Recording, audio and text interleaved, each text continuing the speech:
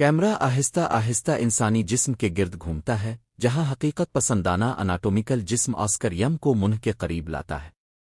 نرم روشنی میں اندرونی اعضا ہلکی سی چمک کے ساتھ متحرک نظر آتے ہیں۔ جیسے ہی آسکر یم جسم میں داخل ہوتا ہے، کیمرہ نالی کے سفر سے ہوتا ہوا معدے تک پہنچتا ہے، جہاں سیال کی حرکت آہستہ اسپلش کے ساتھ معدے کی سطح کو چھوتی ہے۔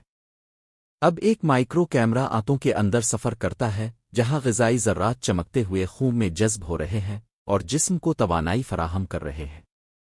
پورے جسم کا منظر ظاہر ہوتا ہے، جہاں توانائی مرکز سے پھیل کر اعضا اور پٹھوں کو روشن کرتی ہے۔